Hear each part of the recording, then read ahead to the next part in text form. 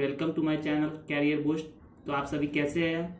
आप लोग का इलेक्ट्रोस्टैटिक्स जो chapter 1 electric field and intensity था उसका अब कुछ ही लेक्चर बाकी रह गया है। ठीक है, तो मैं वो लेक्चर भी आपके बीच जल्द ला रहा हूँ। मेरी आप सभी स्टूडेंट से केवल एक रिक्वेस्ट है कि आप पिछले वाले लेक्चर को कम से कम रिवीजन करते रहे, जिससे आपकी पकड़ उस लेक्चर पे बने रहे।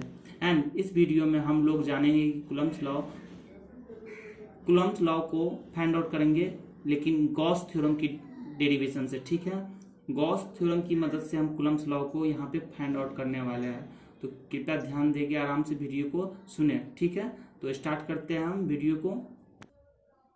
तो हम लोग स्टार्ट करते हैं, देखते हैं कि कैसे इसको डिराइव किया जाता है।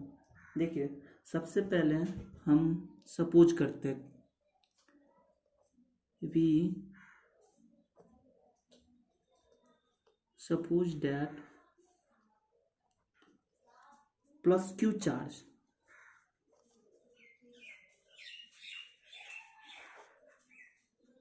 enclosed by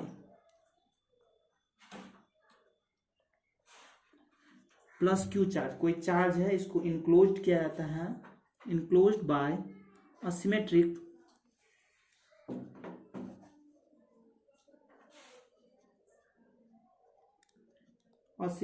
close surface.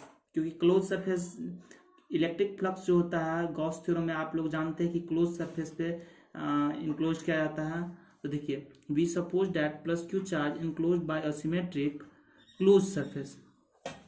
कैसा सरफेस? Close surface. किसी क्लोज सरफेस पे प्लस क्यू चार्ज को इनक्लोज किया जाता है,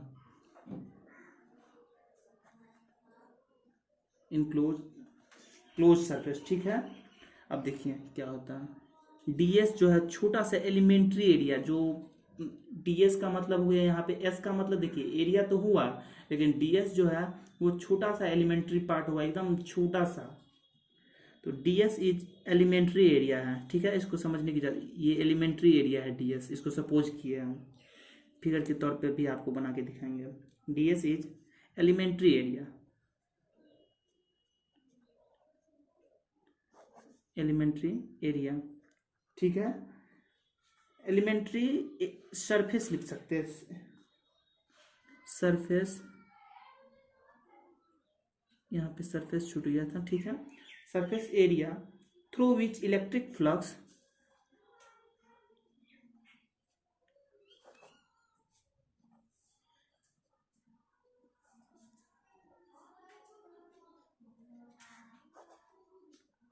through which electric flux phi, electric flux को ऐसा लिखते हैं।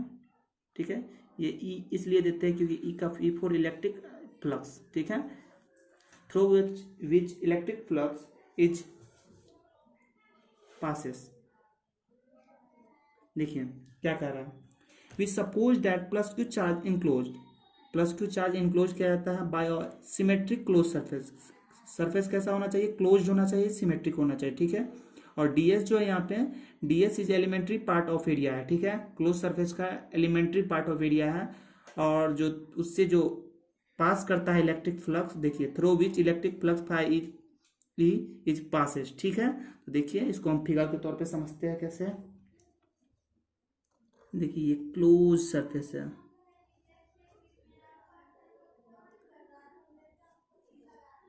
ये ओ है, इसका सेंटर है, इसका रेडियस है,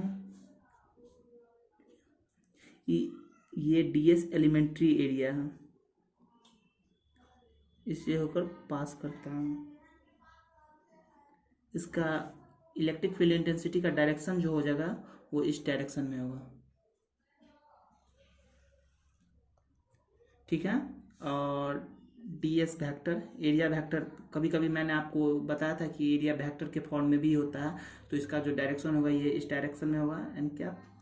ठीक है, तो हमको यहाँ पे समझना होगा कि कौन सा प्लस क्यू, क्योंकि प्लस क्यू चार्ज इंक्लोज किया जाता है तभी ये इलेक्ट्रिक फ्लक्स निकलता है। ठीक है, तो देखिए यहाँ पे प्लस क्यू, ये चार्ज इंक्लोज किया जाता है पूरे surface as a whole surface,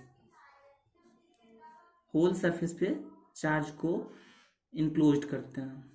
okay, ठीक है, तो हमने इनक्लोज कर दिया, जिससे होकर डी एस एरिया वेक्टर है और इसका जो इलेक्ट्रिक फील्ड इंटेंसिटी है वो इस डायरेक्शन में है। अब देखिए हम क्या जानते हैं, बहुत ही सिंपल इसका फंडा है, ठीक है, सिर्फ ध्यान देने की बात है।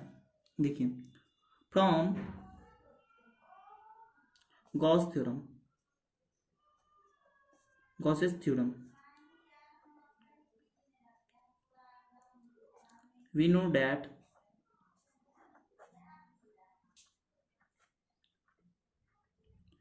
देखिए गॉस थ्योरम से हम लोग जानते हैं कि इलेक्ट्रिक फ्लक्स बराबर क्या होता है, एक इलेक्ट्रिक फ्लक्स बराबर होता है क्या, close integration of E vector dot D S vector, ये होता है। हम लोग जानते हैं इलेक्ट्रिक फ्लक्स का जो फॉर्मूला होता है उस अनुसार, क्योंकि पिछले वाले लेक्चर में हम लोग पढ़ा चुके हैं कि इलेक्ट्रिक फ्लक्स क्या होता है और उसका फॉर्मूला को हम लोग सत्यापन भी किए हैं, ठीक है। इसको हम इक्वेशन फर्स्ट मान लेते हैं, ठीक है। और एक बार गॉस थ्योरम से हम लोग जान चुके हैं कि इलेक्ट्रिक फ्लक्स बराबर क्या होता है, क्यू अपॉन एप्सिलॉन नॉट, इसको हम लोग प्रूव भी किया है, ठीक है। आप लोग पिछले वाले लेक्चर में लेक्चर 9 में देखे होंगे कि इलेक्ट्रिक फ्लक्स बराबर जो होता है वो क्यू अपॉन एप्सिलॉन नॉट होता है, ठीक है। तो देख लीजिए, इसको हम लोग इक्वेशन सेकेंड मान लेते हैं, ठीक है।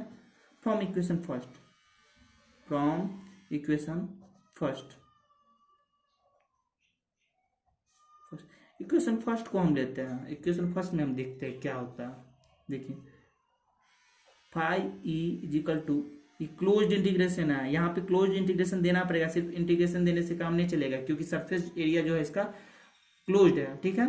तो देखिए ये ई vector dot D S vector, ये यहाँ पे स्केलर प्रोडक्ट है, क्योंकि इलेक्ट्रिक फ्लक्स का जो थ्योरी के आधार पे जो बताया गया था कि इलेक्ट्रिक फ्लक्स जो होता है वो basically electric field intensity and area vector दोनों का स्केलर प्रोडक्ट होता है, ठीक है। क्योंकि आप और स्केलर प्रोडक्ट बोले तो देखिए 11th में आप लोग scalar product and vector product दोनों पढ़े होंगे।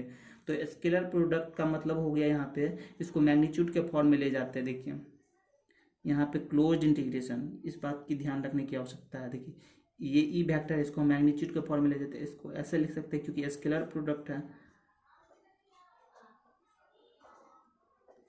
कॉस, यहाँ पे थीटा क्या हो जाएगा, 0, बताए थे कॉस 0 डिग्री, कॉस थीटा होता है, ठीक है। तो थीटा बराबर 0 डिग्री हो गया, एंगल 0 डिग्री। देखिए तो इसको ऐसे लिख सकते हैं, सॉरी एक मिनट, ऐसे लिख सकते, ई को बाहर निकाले क्योंकि मैग्नीट्यूड के फॉर्म में, तो ऐसे भी लिख सकते हैं।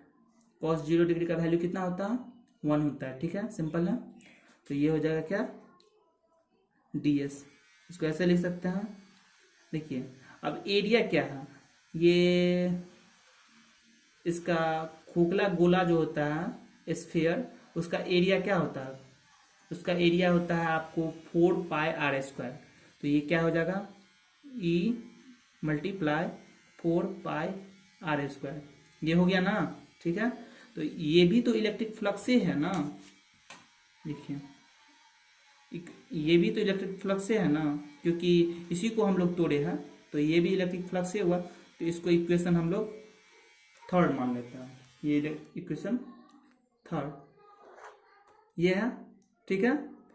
चलिए देखिए ये इक्वेशन थर्ड है, और इक्वेशन फर्स्ट में क्या है, phi E is equal to close integration of E vector dot D S vector, और सेकेंड में क्या था, phi E is equal to Q upon epsilon.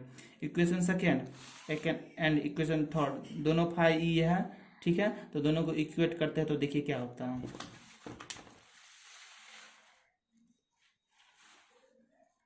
देखिए लिखते हैं यहाँ पे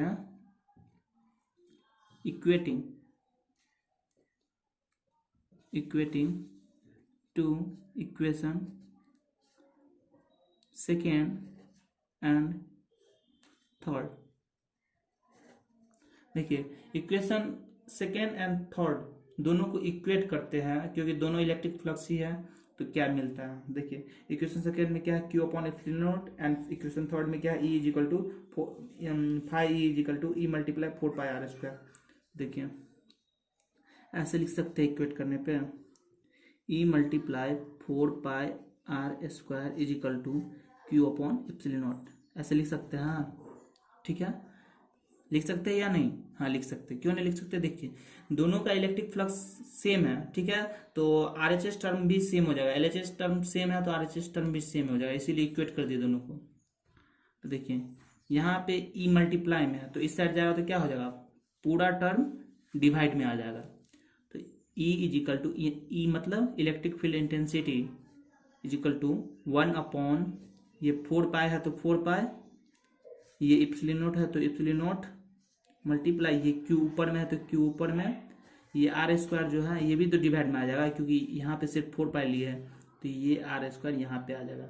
तो देखिए यहाँ पे क्या आ गया, इलेक्ट्रिक फील्ड इंटेंसिटी हमको मिल गया, ठीक है, पॉइंट चार्ज के रूप में इलेक्ट्रिक फील्ड इंटेंसिटी का फॉर्मूला भी हम लोग फाइंड आउट कर लिए, ठीक है। हमको लेकिन करना क्या है, फाइंड आउट कूलम्ब्स लॉ को डिराइव करना है, ठीक है। देखिए वी नो दैट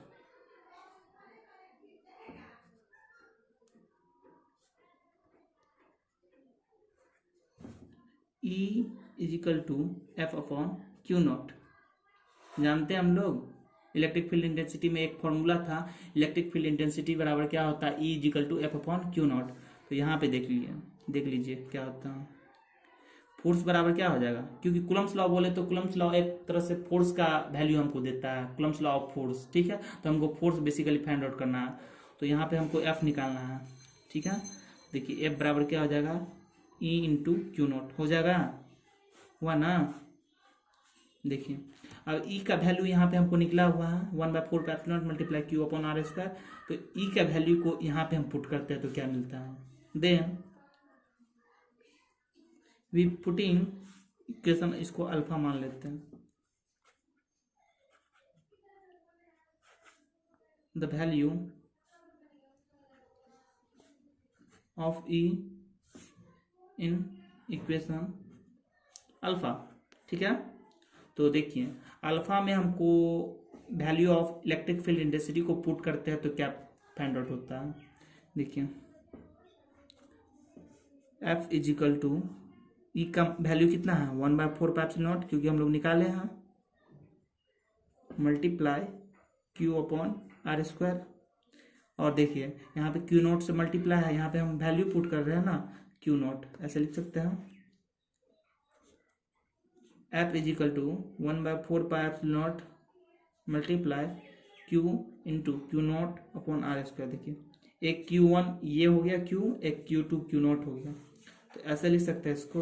देखिए ये क्या चीज़ का फॉर्मूला दिया, कूलम्ब्स लॉ में जो हम लोग जाने थे कि कूलम्ब्स लॉ क्या होता है, तो उसमें जाने थे कि फोर्स बराबर 1/4 epsilon naught multiply Q1 into Q2 upon R square. तो एक Q1 हो गया Q और दूसरा Q2 हो गया Q नॉट, तो दोनों बात बराबर ही हुआ। तो इससे हम लोग फोर्स को फाइंड आउट कर लिए। तो और ये भी सत्यापन हो गया कि कूलम्ब्स लॉ को जो डिराइव करता है गॉस थ्योरम आसानी से डिराइव करता है। कहने का मतलब हो गया कि गॉस थ्योरम की सहायता से भी हम कूलम्ब्स लॉ को डिराइव करते हैं। हम लोग शुरुआत में पढ़े थे कूलम्ब्स लॉ और लास्ट टॉपिक समझिए एक तरह से, इसके बाद एक या दो कम से कम लेक्चर और आएगा। तो गॉस थ्योरम जो था वो लास्ट डिराइवेशन जो डिराइव किए थे वो लास्ट टॉपिक था, उसकी सहायता से हम लोग फर्स्ट वाला जो टॉपिक था जिसको डिराइव किए थे कूलम्ब्स लॉ, उसको हम लोग प्रूव कर लिए, ठीक है। यहाँ पे लिख देंगे प्रूव। क्या चीज़ हम प्रूव किए, गॉस थ्योरम से हम लोग कूलम्ब्स लॉ को प्रूव किए और इसका सत्यापन भी हम लोग सामने में कर दिए, ठीक है। तो एक बार फिर से आप लोग शुरू से देख लीजिए मैंने कैसे प्रूव किया है। देखिए derivation of Coulomb's law from Gauss theorem, we suppose that, देखिए कहीं पे आप लोग को दिक्कत नहीं आएगा, मैं पूरा नोट्स क्लियर कर दिया हूँ, एक बार सिर्फ आप इसको ध्यान से पढ़ लीजिए, स्क्रीनशॉट भी आप लोग मार सकते हैं, ठीक है। और कोई घबराने की जरूरत नहीं है। इलेक्ट्रोस्टैटिक्स का चैप्टर 1 इलेक्ट्रिक फील्ड इंटेंसिटी ये भी जल्द समाप्त हो जाएगा और हम लोग को आगे सिलेबस भी खत्म करना है, ठीक है। जय हिंद।